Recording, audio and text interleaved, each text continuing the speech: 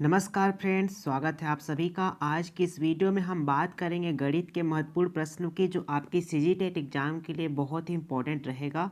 तो आप वीडियो को अंत तक जरूर देखिए। चलिए फिर वीडियो को स्टार्ट करते हैं। में से हमारा पहला क्वेश्चन है, निम्नलिखित में से कौन सी संख्या अपरिमेय है। यहाँ पर चार ऑप्शन दिया गया है आपके सामने। तीन चार ऑप्शन में से आपको बताना है कि इनमें से ऐसा कौन सा संख्या है जो क्या है, अपरिमेय संख्या है। ठीक है, परिमेय संख्या किसके रूप में होता है, तो जान लीजिए परिमेय संख्या जो है P/Q के रूप में होता है। ठीक है, अब Q का मान हम क्या किसके बराबर नहीं होना चाहिए, जीरो के बराबर नहीं होना। जो आपका Q है ना, Q का मान जो है जीरो के बराबर नहीं होना चाहिए। ठीक है, यहाँ तक क्लियर हुआ। अब बात करते हैं, ऑप्शन की तरफ चलते हैं। अब पहला ऑप्शन है 0.78। 78 पर क्या लगा, बार लगा है। अब बार का क्या मतलब है, देखिए जितने अंक पर बार लगा है, कितने अंक पर बार लगा है, 2 अंक पर बार लगा है, तो हम हर में क्या कर लेंगे, 2 9 लिख लेंगे। कितने अंक पर लगा है, 2 अंक पर लगा है, तो उसके हर में कितने कितने 9 लिखेंगे, 2 लिखेंगे। अब क्या करेंगे, हर में जितना बार लगा है मतलब 99 बार लगा है। अब अंश में वही संख्या, मतलब जिस संख्या पर बार लगा है, मतलब किस पर लगा है, 78 पर लगा है, तो 78 को हम अंश में लिख लेंगे। इस तरह से लिख लेंगे तो क्या बन गया, ये आपका परिमेय संख्या बन गया। अगर हम इसको विभाजित करेंगे, किससे चला जाएगा, 3 से कट जाएगा। ठीक है, तो ये वाला ऑप्शन आपका ये क्या हो जाएगा, परिमेय संख्या हो जाएगा। ऑप्शन नंबर बी की बात करें, ये क्या है आपका, अंदर में करनी के अंदर में कितना है, 343 है। ठीक है, ये क्या है आपका घन है, क्या है आपका घन। अब हम 7 को अगर 3 बार गुणा करेंगे, 7 गुना 7 गुना 7 गुना 7, 7 49 कितना हो जाता है आपका 343। तो 7 का कितने बार जोड़ा बन गया, 3 बार जोड़ा बन गया। तो ये क्या हो जाएगा, करनी से बाहर आ जाएगा, करनी से बाहर आ गया। ठीक है, तो ये भी क्या हो जाएगा, परिमेय संख्या हो जाएगा।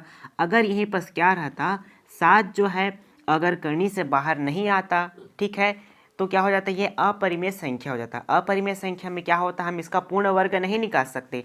जिस प्रकार से हमने क्या किया, 343 है, 343 का हमने क्या क्या निकाल लिया, पूर्ण घन निकाल लिया। ठीक है, 7 7 का गुणा किए तो 7 जो है बाहर आ गया। ठीक है, उसी प्रकार से देखिए, अगर कोई संख्या अगर रहेगा अंदर में करने के, अगर हम उसका पूर्ण वर्ग या फिर पूर्ण घन नहीं निकाल सकते, वो क्या हो जाएगा, आपका अपरिमेय संख्या हो जाएगा। ठीक है, तो ये वाला भी ऑप्शन आपका बिल्कुल सही है। अगला ऑप्शन देख लेते हैं, डी। अब जीरो दिया है, अब जीरो क्या है, आपका पूर्ण संख्या है। ठीक है, अगर जीरो को हम 1 से भाग करेंगे, ठीक है, तो क्या बचेगा, 0/1। यहाँ पर हमने P/Q, P/Q होता है आपका परिमेय संख्या होता है, लेकिन Q का मान आपका किसके बराबर नहीं होना चाहिए, जीरो के बराबर नहीं होना चाहिए। ठीक है, तो यहाँ पर देखिए हर जो है यानी कि Q जो है क्या है आपका 1 है, तो ये भी क्या हो जाएगा, आपका परिमेय संख्या हो जाएगा।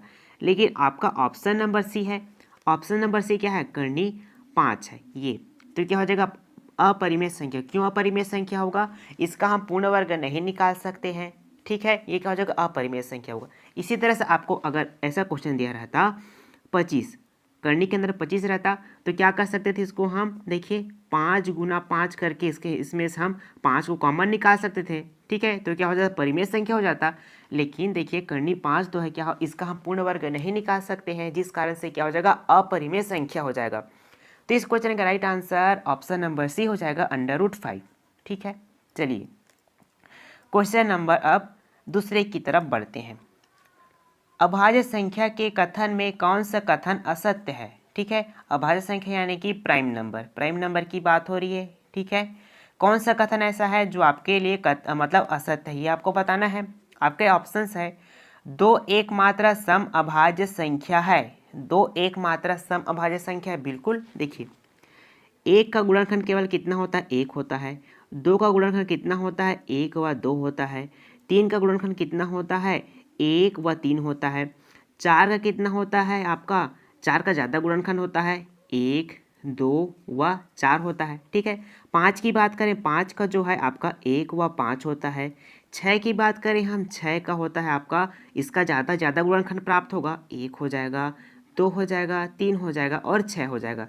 7 की हम बात करें, 7 के गुणनखंड की, तो 7 जो है 1 और 7 इसके 2 गुणनखंड होंगे। ठीक है, 8 की बात करेंगे तो 8 के 1 हो जाएगा, 2 हो जाएगा, 4 हो जाएगा, वह स्वयं 8 हो जाएगा। ठीक है, ठीक है, तो देखिए इसी तरह से आपका 9 गुणन का कितना हो जाएगा, 1 हो जाएगा, 3 हो जाएगा, वह 9, इसके क्या हो जाएगा, 1 से अधिक गुणनखंड है। ठीक है। अभाज्य संख्या क्या होता है? वे संख्या जो एक से विभाजित होता है, कितना? एक से विभाजित होता है और स्वयं से विभाजित होता है, ठीक है। एक व स्वयं, तो क्या हो जाएगा? वह अभाज्य संख्या हो जाता है। यानी कि ऐसा संख्या एक व स्वयं दोनों से करता हो, क्या हो जाएगा? अभाज्य संख्या होता है। अभाज्य संख्या में कितने संख्या होता है? केवल दो संख्या होते हैं। एक तो एक होता है और दूसरा वह स्वयं संख्या होता है। जैसे कि आपके सामने दिया है 5, ठीक है। 5 को हम 1 से भाग करेंगे तो 1 से पूरी तरह से भाग चला जाएगा, ठीक है। 5 बार में पूरी तरह से भाग चला जाएगा। ठीक उसी प्रकार से देखिए, अगर हम 5 को 5 से भाग करेंगे तो कितने बार में जाएगा? 1 बार में जाएगा, ठीक है। तो देखिए, अगर हम 1 से 5 है तो 5 के कितने गुणनखंड प्राप्त हुए? हमें 1 प्राप्त हुआ और 5, ठीक है।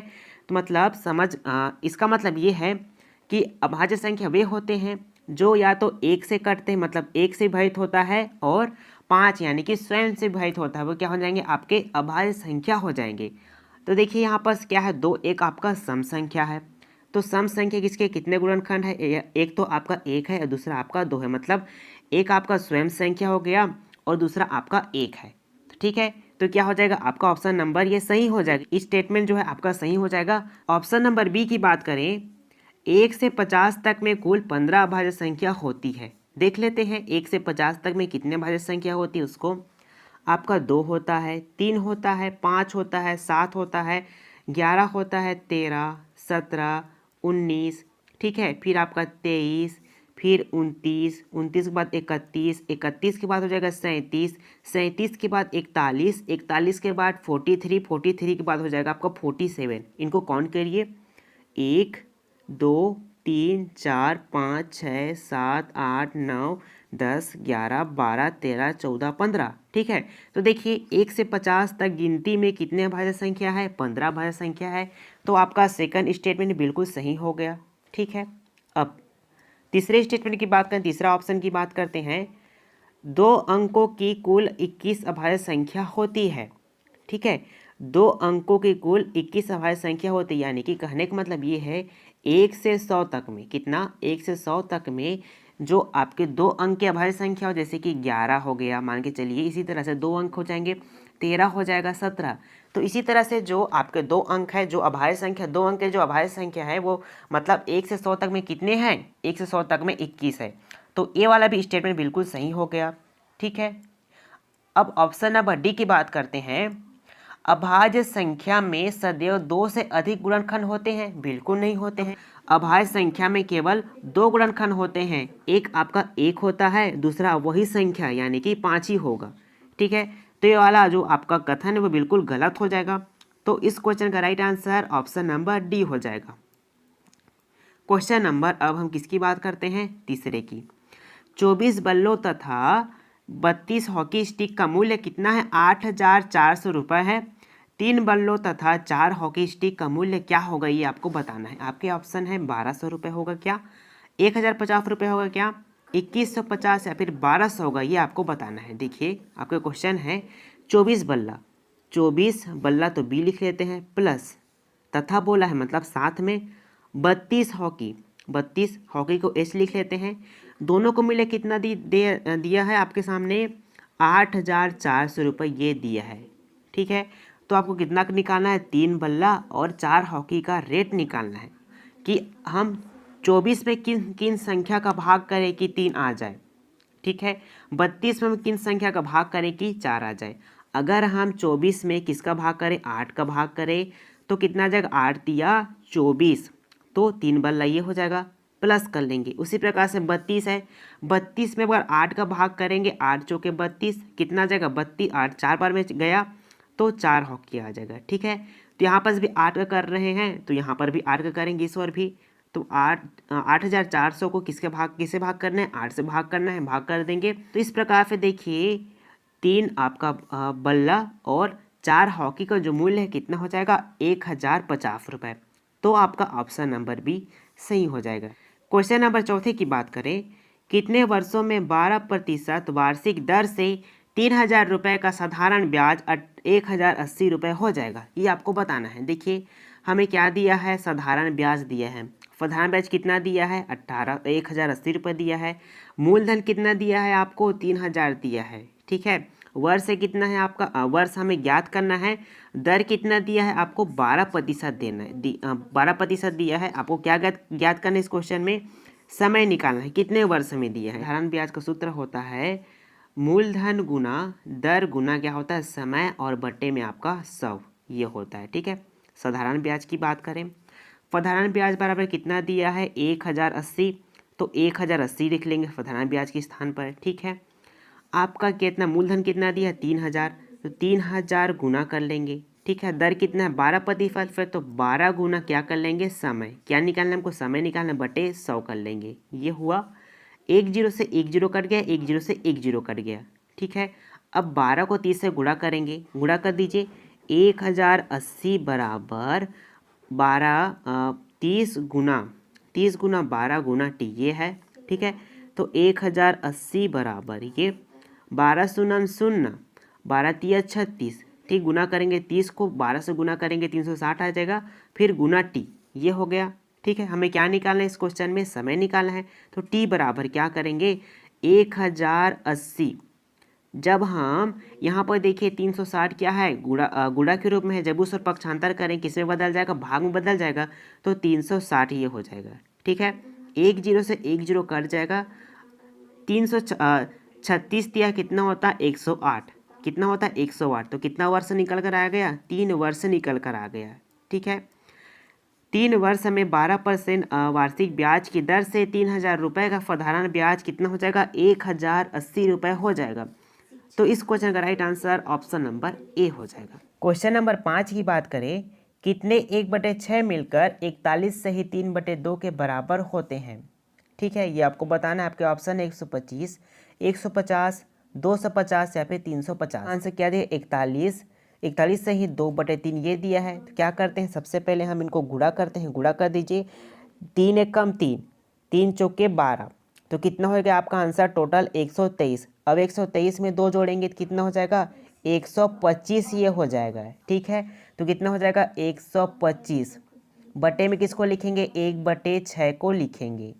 ठीक है, 1/6 को लिखेंगे और बटा 3 ये है, तो 125/3 ये है। अब यहाँ पर देखिए ये भाग में है, जब इसको हम ऊपर ले जाएंगे तो किस में बदल जाएगा, गुणा में बदल जाएगा। गुणा में बदलेगा तो क्या करेंगे, ये 6 जो ऊपर चला जाएगा और 1 नीचे आ जाएगा, तो 6/1 ये से हो जाएगा। ठीक है, 3 को 6 से भाग करेंगे, कितने बार में जाएगा, 3 दूना 6, 2 बार में गया।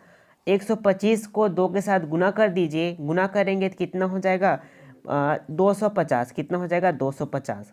देखिए आपका आंसर कितना हो जाएगा, 250 हो जाएगा। आपका option number C correct answer है। अब क्वेश्चन नंबर 6 की बात करते हैं, 1 माइनस कोष्टक में, फिर कोष्टक में 5 माइनस, फिर मंझला कोष्टक 2 प्लस, फिर कोष्टक के अंदर -5 प्लस 6 - 2, फिर कोष्टक बंद, 2 मंझला कोष्टक, फिर कोष्टक, फिर कोष्टक। ठीक है, तो देखिए इस तरह क्वेश्चन को कैसे सॉल्व करेंगे। सबसे पहले 1 को लिख लेंगे, 1 माइनस आपका 5 है। ठीक है, फिर आपका 2 है प्लस ये, इसको सबसे पहले सॉल्व करें कोष्टक के अंदर वाली संख्या को। जब हम 6 में 2 घटाएंगे तो आप बोलिएगा इनका आंसर कितना आ जाएगा, 4। ठीक है, ये प्लस हो जाएगा और ये -5। अब हम क्या करेंगे, -5 और +4 करेंगे तो आपका आंसर क्या आ जाएगा, -1 आ जाएगा। ठीक है, ये -1 आ गया, फिर कोष्टक में इंटू में कितना है, 2, ये इस तरह से, फिर कोष्टक बंद है आपका, -1 5। ठीक है, कोष्टक अंदर 5 है, फिर आपका 2, ये देखिए अगर हम देखिए 2 में 1 का गुणा करेंगे तो 2 आ जाएगा, प्लस माइनस माइनस इस तरह से माइनस हो जाएगा, प्लस माइनस कट जाएगा। ठीक है, ये 2 प्लस में है और ये 2 माइनस में है, दोनों कैंसिल आउट हो जाएंगे। ठीक है, तो इसका वैल्यू कितना आ जाएगा, -1 माइनस कोष्टक में ये, तो इसका आंसर आ जाएगा 0। कितना आ गया, 0। ठीक है, 0 आ जाएगा। 1 माइनस 5, 1 माइनस 5 हो जाएगा, जब 1 में -5 को घटाएंगे तो आपका आंसर कितना आ जाएगा, -4 आ जाएगा। तो इस तरह से आपका ऑप्शन नंबर ए सही हो जाएगा। जरूर बताइए कि आपको आज का वीडियो कैसा लगा। अगर अच्छा लगा होगा तो हमारे चैनल को सब्सक्राइब कर दीजिए। इसी तरह फिर फिजिटेट के वीडियो देखने के लिए आप हमारे चैनल के साथ जुड़े रहिए। धन्यवाद।